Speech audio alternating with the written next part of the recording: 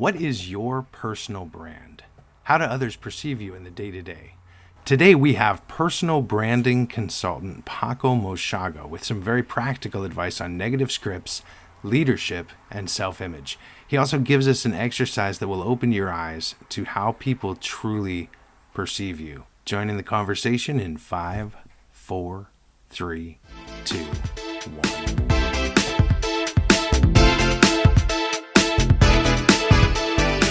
Welcome to the Second Mix podcast, where we reflect, revise, and remix our lives. I love to talk about things that matter with people who care, and I'm here today with a dose of self-development to help make you better, stronger, and wiser.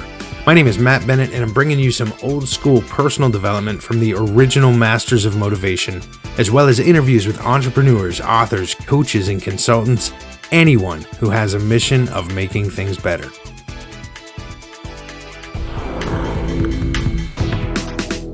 So what do you do?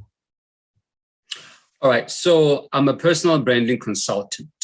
What I do is that I help people to package and to profile themselves based on their own skills and unique value. So the best way that I love to put it is that I sell people. That's the most easiest way, in a legal way, of course. That's really the best description of the services that I provide.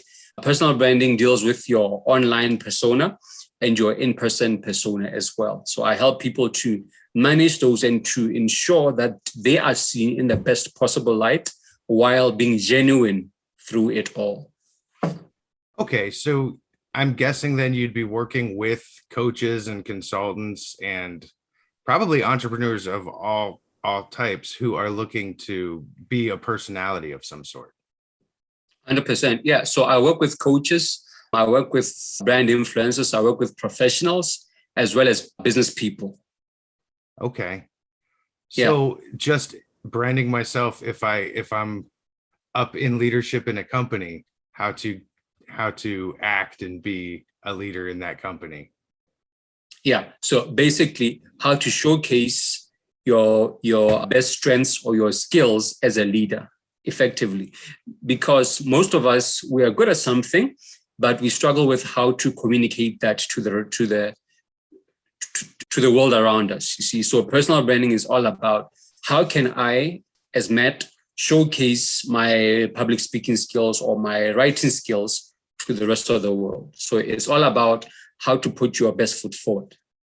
Wow, that sounds great. That sounds like something I need to do. Oh, awesome. And I think that a lot of people probably need to do that. It seems like people don't have direction. Or do you find that focusing on one or two skills, if somebody has a lot of skills, what do you do if someone has so many skills? All right. So what I do is that I always say, let's list these skills from the strongest to the not so strongest. So let's say you have 3 skills like me. I'm into speaking, public speaking, writing, and I'm also into music as well. So in order of how good I am is public speaking, writing, and then singing.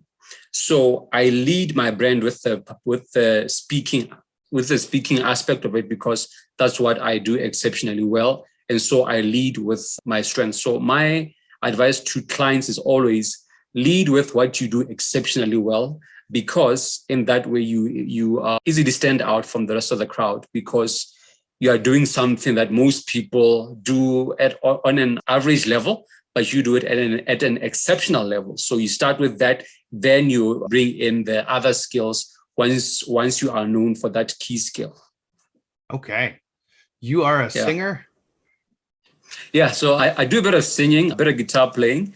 And not so much lately because, growing up, becoming a dad and stuff, working. So not much time for the guitar and the music and stuff. But it's my first love, actually. It's my first love. Wow. Well, me too, actually. I'm a piano player and a singer. And awesome. Been in bands all my life. Till the pandemic hit, I was playing out every weekend. Oh, nice, man. That's cool. That's super cool. You were talking about self-esteem, like as far as when you were answering the questions, self-esteem being important. Yeah. So if I could just break it down all, so your self-image, I'll start with explaining what it is and how it links to self-esteem, Okay. right? So your self-image is how you see yourself. All of us see ourselves in a certain light, You either see yourself in a positive light as being someone that is able and capable and talented and everything, or you see yourself as average or below average. And so it's all about understanding that you view yourself in a certain light and then appreciating, is that a positive or a negative light? See, so that's what self-image is. And the way that this is linked to self-esteem is that your self-esteem is based on how positively or how negatively you see yourself. So I like to think of self-image as like a program installed in your mind, right? So a program is basically a set of rules that ensure that a certain action always leads to a certain fixed outcome. And so your self-image ensures that any thoughts or actions that you have are always in line with what your self-image is. So if you're someone that is shy or timid, so you have a self-image of being shy and being below average. So every time you speak or act, it's in line with that shy image, that timid image. And so shy people tend to talk negatively about themselves. They tend to debase themselves and just basically water themselves down, a lot, because their computer program, being their self-image, is a negative one. And so everything that they say or do always goes towards the negative. And that's how the two link, self-image and self-esteem. I really like that way of thinking about it, as if you are running a computer program. Would you say then that if you change the program, you actually change your actions, you change what you do when you install a new program? 100%. And, my work is all about how to uninstall the program that you have. Firstly, it's about understanding that there is a program installed and how do you uninstall it, and what new program do you then put into your mind, so to speak. Okay. So do you do a lot of work with negative scripts and negative beliefs that people have about themselves that don't have to be true? Yeah. So the first step when I work with the client is first getting them to understand that they have a self-image, and then getting them to dissect that self-image and understand the source of the negative thoughts, understand the source of the doubt. And so the source is basically in three parts.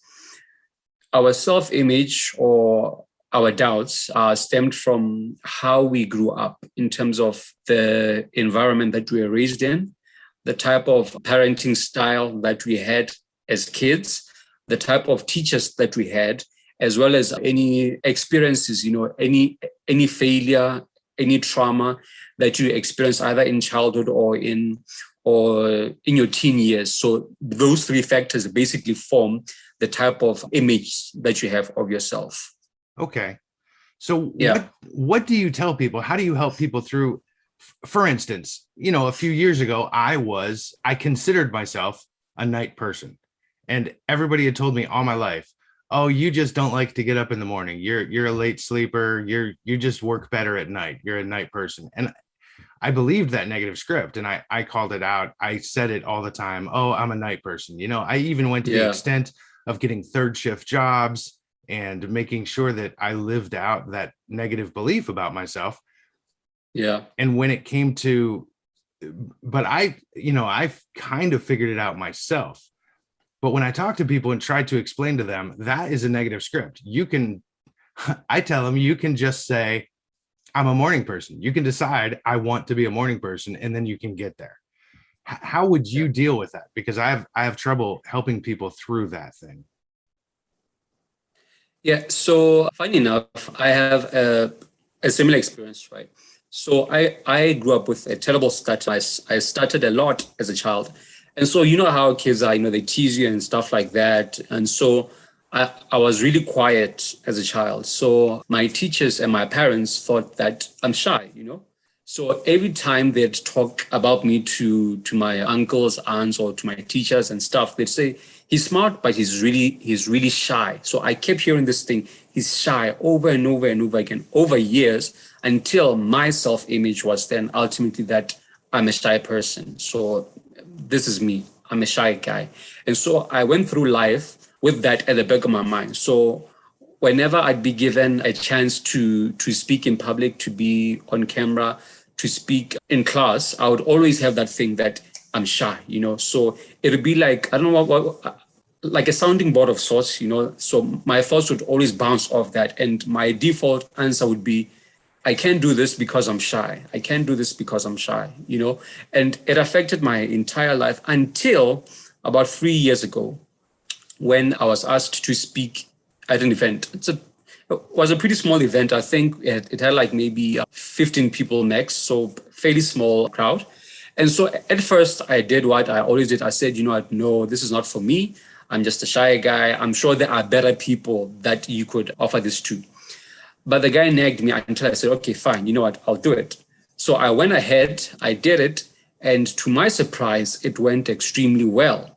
So what I discovered that day was that I have a natural public speaking ability. And I never knew this because I always thought I'm shy. So I never gave it a shot, never ever, until someone insisted that I try it. And that's when I discovered this skill. And so it challenged my self-image, because being a speaker, being shy, definitely those two, they clash, So I had that mental disengagement and and stuff. And ultimately, it helped me to rework on my self-image, to then have a positive self-image based on my skills as opposed to my weaknesses. Okay, so you were able to, in one event, replace the script that said, hey, maybe I'm not shy. Maybe I've got something here. I'd say that event sparked the change. So from there, it was over a couple of months, because then I did other events. So basically, as I did more gigs, I got to reinforce that positive thought that I had about myself. So over months, and just being consistent about it ultimately led me to then build a positive script about myself. All right. So what were you doing at the time that someone would have asked you to get up on the stage in the first place? Right. So at the time, I was blogging a bit. I'd written for one local newspaper. So I'd put out a couple of articles around branding, how to brand yourself, etc., etc. And someone saw them and said, you know what, these are good articles, but can you speak to these in front of a crowd? And that's how the whole thing started. Okay. That's amazing. We sound like we have pretty similar stories with big changes about 3 years ago. I know, right? Yeah. Do you work with groups usually? Do you more do public speaking? So in terms of what I do is public speaking. I give talks, I coach people and groups in terms of public speaking. Then I provide one-on-one consulting in terms of personal branding, how to build your brand and stuff. Okay. And if people were interested in that, how would they find you there? All right. So if people are keen on that, I'm available on Facebook, my full name. You'll find my page there. I'm also on LinkedIn and Instagram, so my full name there as well. And I can also share with you my email. It's Pako, it's Pako, at Talita Kumi. Talita Kumi, if I could spell it out, is TALITHACUMI.co. TalitaKumi.co. Okay. Pako at TalitaKumi.co. Yeah. I will put that in the show notes too, so that anybody can pop to that. That's great.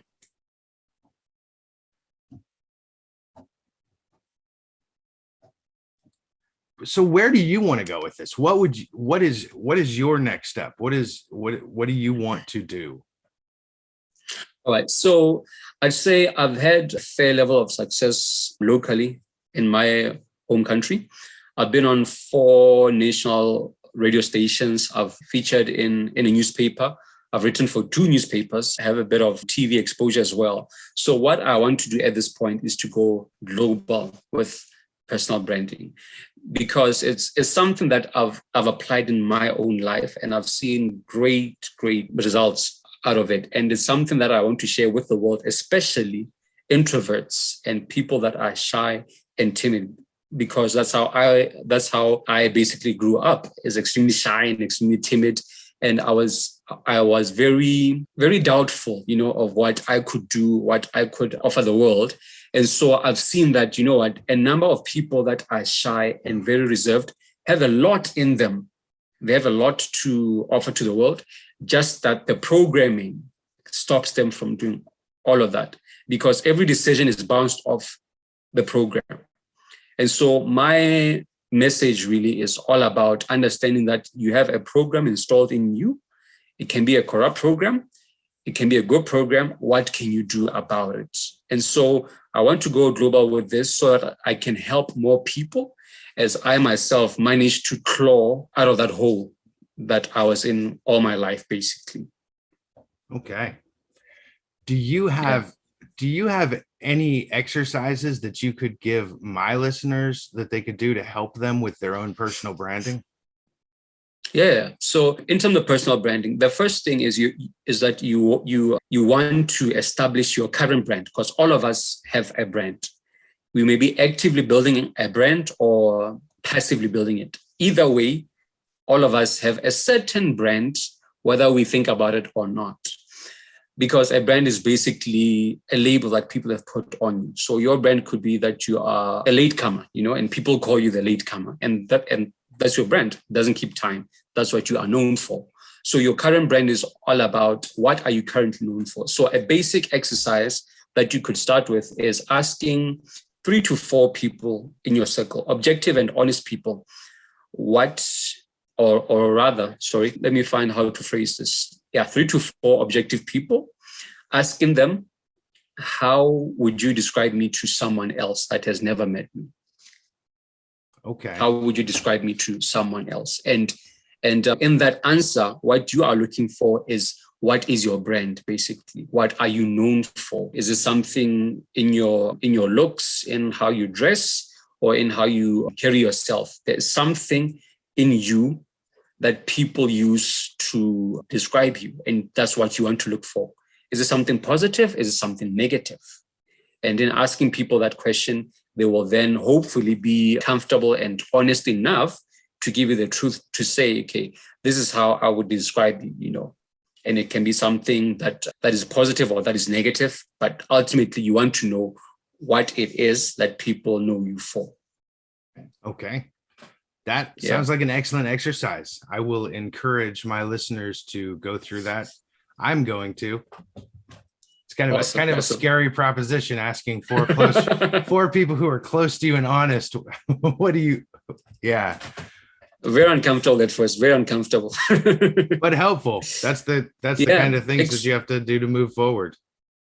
Extremely, because a great example that I like to use when I talk about branding is how sometime last year, a friend of mine was looking to hire someone in their team. And I recommended someone that we both know that worked in another organization. And he said, oh yeah, that guy, I know him. He's always negative. He's always complaining about his boss, always complaining about the hours that he works, the paycheck that he gets. He's always complaining about something, So basically what my friend was saying is that I know him, but he has a very negative brand of being a complainer, of being a negative person. And so that's what a personal brand is what people know you for. And it can be something negative. In this case, it was. And so because this guy had a negative brand, he lost out on a job opportunity. He couldn't even get to be called for an interview because of his brand. Because my friend was saying, you know what, I know that guy, he's negative. It's a non-starter. It's a non-starter. And he lost out because he has a negative personal brand.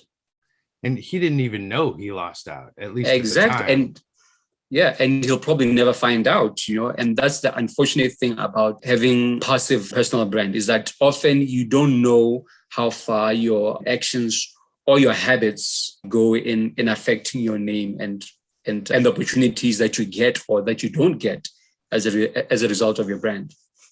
Okay. Yeah. That seems like, okay, let's keep this guy as your example. I mean, Yeah.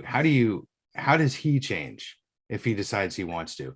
Because he's going to start trying to be more positive, but people still see his old brand. Yeah. So in terms of how he changes, one is for him to know that he is known as a negative person, and that he has that kind of brand. So that's the first thing, knowing that there is this way that people see me. Then for him to change is now really around consistency, you see, because him changing now means that he has to act differently. He has to be more positive, more uplifting and accepting. And people will start to notice that if he does it consistently over time, over months and stuff. And ultimately, consistency is what builds a brand. So if he can manage to do that on a consistent basis, ultimately people will start saying, oh yeah, you know what, this dude is much more pleasant these days, oh yeah, I've seen it, yeah, and then they start talking and stuff like that. And ultimately they completely forget about the old him that used to be negative. So the key is consistency, patience, and understanding that building a brand takes time. Okay. What does he have to do to become more positive, in your opinion? Okay, so what he has to do to become more positive is to work on his internal, I'd say, his self-image, or let's say his issues, because definitely if you are always negative, you have certain issues, internal issues that are bothering you or that traumatized you. There's something within that needs to be dealt with. So this would really mean that he has to take time and reflect and be honest and say, you know what, I am very negative, I'm very bitter. There's a reason why I am this way. What is that reason? What can I do about it? Do I need to talk to a counselor? Do I need to change my lifestyle? Do I need to change my circle of friends? Do I need to change the type of music that I usually listen to, or what? There is something in my lifestyle that has to change. What is that thing? And so it has to be very specific around finding the source of the habit and then dealing with that source. And as he deals with that source, everything else falls in place. Would you say that you do find input, the stuff that people are listening to, the stuff that people are reading, the stuff that's going into there, do you find that that's really important as to whether you're positive or negative? Yeah, so I think it's extremely important. So I'll give an example with the media, the news and stuff. So if you watch a lot of news, like every day, every morning, the first thing you do, watch the news. Leave the house, you're on your phone, it's news channels all around. Lunchtime, you're soaked in the news every time. Ultimately, you will become very fearful because the news tends to report on the bad stuff that's happening in the world, on the wars and the deaths and the virus and everything. And so over time, if you're completely submerged in that content, you build fear in you. You are very fearful about your life, about what's happening in the world around you, around what might happen to you as well, and stuff like that. And so I find that what we listen to, what we watch is extremely important. And we tend to understate really the level of impact that the news and the TV and the music and our friends have on us, because we are exposed to these things on a daily basis, and they ultimately take root in our minds over time. Do you have any books that you would recommend? The first book that I'd recommend is definitely the Bible. I'm a Christian, and a lot of, I'd say, standards that I use in my own business are actually Christian values. The concept of a self-image is something in the Bible. How to fix your self-image, again, is something that is in the Bible as well. So I highly recommend that as a book to read. Then I also recommend a book by Matthew. I hope I don't butcher his surname, Syed. It's called Black Box Thinking. So Black Box Thinking is all about how we deal with failure and how there is a right and a wrong way to deal with failure, and how the right approach leads to a lot of growth, and how then the wrong approach leads to a lot of fear of failure, a lot of hiding of instances of failure, as opposed to learning from those moments of failure and seeing how to do better next time. So that's a book that I highly recommend. I believe that it would help us all dealing with failures in our lives and seeing how those are actually opportune moments for us to learn more about ourselves and to do better in future. Yeah. If you had 43 seconds to tell the entire world something, you had the entire world on the line for 43 seconds, what would you tell them? Right. I would say you need to understand that you are not your background. You are not your upbringing. You are a product of your environment, of how you were raised, and of all the words that were fed to you over time as a child. You had no choice but to accept those because you were a child, and those words have affected how you see yourself today. Take time and dissect. Why do you doubt yourself? Why do you think lowly of yourself? Why do you think other people are more deserving than you? Why do you think that opportunities should be given to others and that you should be considered? If everyone else can't do it, then it can come to you. Learn to have a level of self-worth and self-value, and you will see that you are as capable as anyone else, if not even more. So take time to learn yourself, learn your skills, learn your strengths, and see yourself according to what you do exceptionally well and not according to your shortcomings. All right. Those are words of wisdom. Thank you very much. Thank you for being on the show.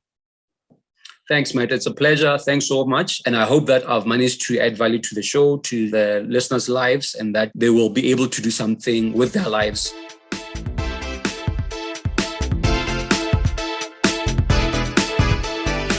Thank you for listening to the Second Mix podcast. I am Matt Bennett. Please leave a review and give me an honest rating wherever you can. Subscribe on your favorite platform to hear the latest episodes. You can send an email to matt@secondmix.net or go to secondmix.net to read the blog, check out the resources, buy me a cup of coffee, and you can even leave me a voicemail right there on the site. Take steps that will make your week incredible and keep reflecting, revising, and remixing your life. I'll see you soon.